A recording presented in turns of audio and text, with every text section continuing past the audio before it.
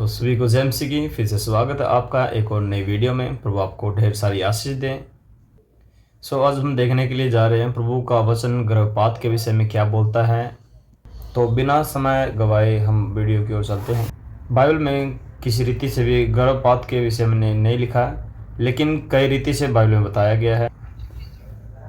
तो परमेश्वर मनुष्य की जान को और जो गर्भ में पल रहे हुए बच्चे हैं उसकी जान को बहुत ही ज़्यादा महत्व देते हैं। तो जीवन परमेश्वर की तरफ से एक तोहफा है, वह सबके जीवन को अनमोल समझता है। और यहाँ तक कि परमेश्वर गर्भ में पल रहे हुए बच्चे के भी वो बहुत ही ज़्यादा अनमोल समझता है। अगर कोई जानबूझकर अजन्मे बच्चे की जान लेता है तो यह एक हत्या करने के बराबर है। परमेश्वर ने इजरायलियों को एक नियम दिया था। आइए हम उस वचन के द्वारा देखते हैं। निर्गमन उसका 21 अध्याय उसका 22 से 23 वचन तक इसमें लिखा है। यदि मनुष्य आपस में मारपीट करके किसी गर्भिणी स्त्री को ऐसी चोट पहुंचाए कि उसका गर्भ गिर जाए, परंतु और कुछ हानि ना हो, तो मारने वाले से उतना दंड लिया जाए जितना उस स्त्री की पति पंच की संपत्ति से ठहराए। तो यहाँ पर लिखा है, परमेश्वर के वचन में क्या लिखा है कि वो जब कोई गर्भवती हो और कोई गर्भवती को चोट पहुंचाए, तो यहाँ पर लिखा है उसको हानि भर देना पड़ेगा, और जो उसका पति उसके लिए हानि ठहराएगा वो उसको देना पड़ेगा उसकी संपत्ति के अनुसार। और 23 में लिखा है, परंतु यदि उसको और कुछ हानि पहुंचे तो प्राण के बदले प्राण का। तो यहाँ पर लिखा था अगर ऐसा कोई करता है तो उसका प्राण के बदले प्राण ही लिया जाए। यहाँ पर परमेश्वर ने यहाँ पर साफ साफ ठहराया है। ये मूसा की विधि है जो इजरायलियों को ठहराई थी। जब हम आगे पढ़ते हैं तो वहाँ पर भी यही लिखा है, आँख के बदले आँख और दांत के बदले दांत, क्योंकि मूसा ने तो उनको ये व्यवस्था दी थी। इस प्रकार से वचन बता रहा है। तो यहाँ पर वचन में पढ़ते हैं, अगर मारपीट के दौरान बच्चा भी और माँ भी दोनों बच जाते हैं तो उसको उस चीज़ की भरपाई भरनी पड़ेगी। जो उसका पति उससे मांगेगा उसकी संपत्ति में से उनको देना पड़ेगा। तो यहाँ पर यह बात ठहराई गई है। तो यहाँ पर मूसा के द्वारा व्यवस्था दी गई थी कि अगर माँ और बच्चे की दोनों की जान चली जाती है तो उसकी जान के बदले में उसकी हानि भरी जाएगी करके मूसा ने ठहराया था। आइए हम देखते हैं इंसान की शुरुआत कब होती है। परमेश्वर की नज़र में जीवन की शुरुआत तब होती है जब बच्चा माँ के गर्भ में भ्रूण के रूप में होता है। परमेश्वर एक जन्मे बच्चे को एक अलग जान समझता है, और ये बाइबल की आयतों में आधारित है। तो आइए हम बाइबल के ही वचनों से जानें।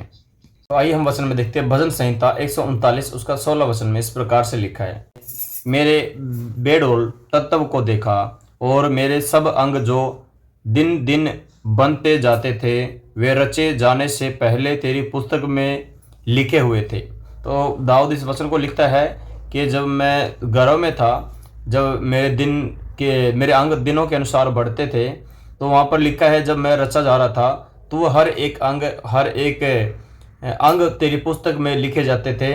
इस प्रकार से प्रभु का दास दाऊद इस बात को लिखता है। तो यहाँ पर हम देखते हैं परमेश्वर जो भ्रूण बच्चा है उसको एक अलग ही अंदाज से अलग ही तरीके से देखता है। तो हम यिर्मयाह भविष्यवक्ता के विषय में पढ़ते हैं, जो उसके जन्म होने से पहले ही उसके विषय में बहुत सी बातें बताई, और जन्म होने से पहले ही परमेश्वर ने उसके लिए एक खास मकसद ठहराया। तो आइए उसके वचन ही से जानते हैं कि परमेश्वर ने यिर्मयाह के लिए कौन सा वो खास मकसद ठहराया था। यिर्मयाह 1 अध्याय उसका 5 वचन में इस प्रकार से लिखा है, गर्भ में रचने से पहले मैंने तुझ पर चित्त लगाया, और उत्पन्न होने से पहले मैंने तेरा अभिषेक किया, मैंने तुझे जातियों का भविष्यवक्ता ठहराया है। तो यहाँ पर साफ साफ लिखा है, परमेश्वर उस बच्चे को जो अभी तक नहीं जन्मा यिर्मयाह के विषय में कहा कि मैंने तुझ पर चित्त लगाया है और उत्पन्न होने से पहले मैंने तेरा अभिषेक किया है करके प्रभु यहाँ पर यिर्मयाह नबी को बोलता है। और यहाँ पर लिखा है कि मैंने तुझे जातियों का भविष्यवक्ता ठहराया है, एक उस बच्चे के लिए जो अभी गर्भ ही में है। और परमेश्वर ने इतनी मनोहर और इतनी बड़ी बात उसके लिए ठहराई, क्योंकि वचन बोलता है कि उस बच्चे को जो पेट में है उसको एक अलग अंदाज से अलग नज़रिए से परमेश्वर देखता है। तो आपके मनों में सवाल उठ रहा होगा कि जिन्होंने गर्भपात किया तो क्या परमेश्वर उन्हें क्षमा करेगा, या फिर परमेश्वर क्या उन्हें दंड देगा। जिन लोगों ने गर्भपात करवाया है वे परमेश्वर से माफ़ी पा सकते हैं अगर वो नम्रता से आकर के प्रभु के सम्मुख आकर के वो माफ़ी मांगे, अगर वो क्षमा मांगे, अगर वे अपने पापों को पश्चाताप करे, वो गलती माने कि सच में मैंने गलती की है, तो सच में परमेश्वर उसे क्षमा करेगा। लेकिन हो सकता है कि कुछ लोगों का मन कठोर हो गया हो। तो जो प्रभु पर विश्वास करता है वो इस बात को जान ले कि हाँ, सच में प्रभु क्षमा करने वाला प्रभु है और वो मुझे क्षमा करेगा और वो मुझे अपने गले लगाएगा और मेरी गलतियों को क्षमा करेगा। जिस किसी का ये मानना है कि प्रभु अनुग्रहकारी है, दयालु है, कृपालु है, तो वो सच में माफ़ किया जाएगा और वो सच में ही उद्धार मार्ग के लिए तैयार किया जाएगा। तो पुराने नियम में लिखा है, पूर्व पश्चिम से जितनी दूर है परमेश्वर ने उतने ही दूर हमारे अपराधों को फेंक दिया है। यहोवा परमेश्वर उन सबों को माफ़ कर देगा जो सच्चे दिल से अपने पापों का पश्चाताप करते हैं। जिन्होंने गर्भपात करवाया था, अगर वे भी परमेश्वर के सम्मुख आके पश्चाताप करे तो परमेश्वर उन्हें क्षमा कर सकता है। अगर माँ और बच्चे दोनों की जान को खतरा हो तो वे इसमें प्रभु के सम्मुख जाकर के प्रभु के सम्मुख प्रार्थना करके प्रभु से डिसीजन ले सकते हैं, तो प्रभु उसके विषय में बताएगा। तो वो कभी भी ऐसी गलती ना करे कि जो उनके मन में आए और अपनी मन की रीति से चल करके वो ठोकर खाए। प्रभु के पास जाए, प्रभु के पास हर एक बातों का हल है। उसकी प्रार्थना के द्वारा सब बातें जो असंभव है वे संभव हो सकती हैं। परमेश्वर नामुमकिन को मुमकिन कर देने वाला परमेश्वर है। इसलिए कभी अपने मनों की रीति पर चल के गर्भपात ना करें और प्रभु के सम्मुख अपने संपूर्ण मन से, संपूर्ण हृदय से प्रभु के सम्मुख जाए।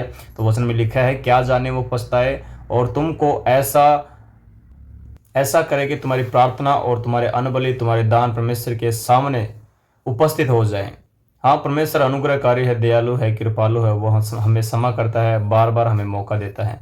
तो इसलिए सच में प्रभु अनुग्रहकारी है, उसके सम्मुख आए और डरते और कांपते हुए और अपने अपराधों को माने, तो वो हमारे अपराधों को क्षमा करने के लिए विश्वास योग्य और धर्मी है। तो अगर आपको इस वीडियो से अगर कुछ जानकारी मिली हो तो प्रभु आपको ढेर सारी आशीष दे। हमारे वीडियो को लाइक करें और शेयर करें और सब्सक्राइब करना ना भूलें और अपनी राय कमेंट में ज़रूर डालें कि आपको इस वचन से क्या समझ में आया है। तो प्रभु आपको ढेर सारे आशीष दे। सभी को जय मसीह की।